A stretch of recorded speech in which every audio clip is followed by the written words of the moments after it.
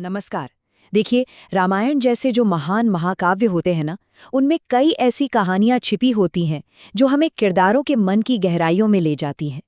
आज हम रामायण की एक ऐसी ही अनसुनी लेकिन बहुत ही महत्वपूर्ण कहानी की पड़ताल करने वाले हैं। तो सीधा उस सवाल पर आते हैं जो इस पूरी कहानी के केंद्र में है।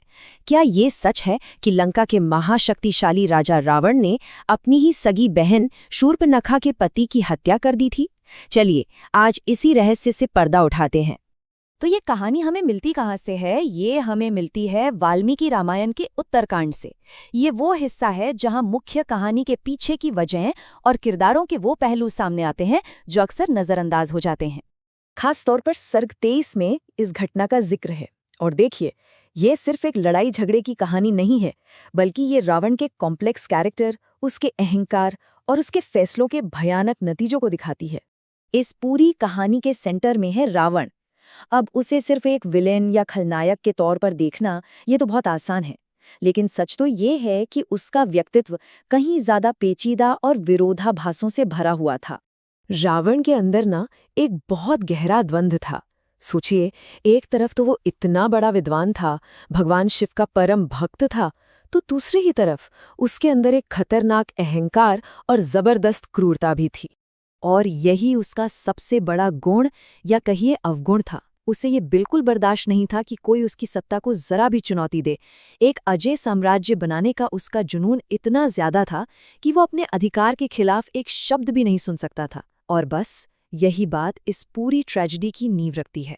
तो ये जो उसका अंदर का संघर्ष था और सत्ता की ये जो भूख थी, ये कहानी एक बहुत ही विस्फोटक मोड़ पर तब आ गई जब रावण की शक्ति को उसी के परिवार के अंदर से एक सीधी चुनौती मिली। ये चुनौती आई शूर्पणखा के पति की तरफ से, जो खुद भी एक बहुत बहादुर और काबिल योद्धा था। धीरे धीरे उसे ये लगने लगा कि रावण के दबदबे की वजह से दूसरे महान योद्धाओं को उनका हक नहीं मिल रहा, और उसका यही असंतोष आखिरकार एक सीधी चुनौती में बदल गया। और ये समझना बहुत जरूरी है कि ये सिर्फ कोई व्यक्तिगत झगड़ा नहीं था। नहीं, ये रावण के साम्राज्य की नींव को, उसकी पूरी राजनीतिक विचारधारा को एक खुली ललकार थी। अब रावण के लिए ये चुनौती, भले ही परिवार के अंदर से आई हो, एक ऐसा अपमान थी जिसे वो सह ही नहीं सकता था। अपनी अथॉरिटी बनाए रखने के लिए उसे ताकत से ही जवाब देना था।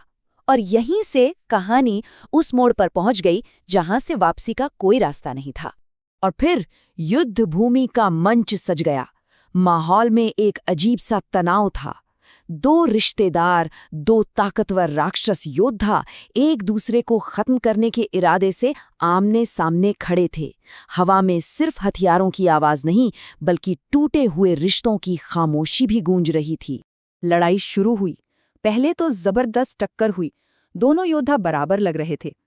लेकिन फिर जैसे जैसे लड़ाई आगे बढ़ी, रावण ने अपनी मायावी शक्तियों और अपनी चालाकी का इस्तेमाल करना शुरू कर दिया।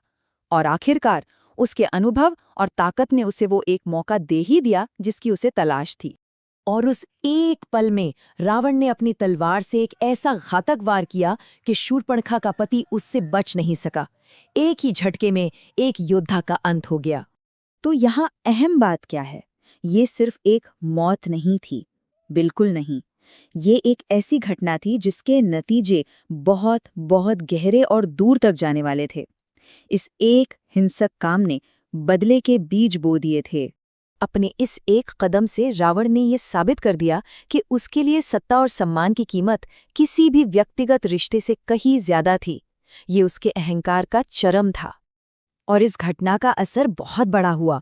इसने शूर्पणखा के दिल में दर्द और गुस्से की ऐसी आग जलाई जो कभी नहीं बुझी। परिवार के पवित्र रिश्ते हमेशा के लिए टूट गए।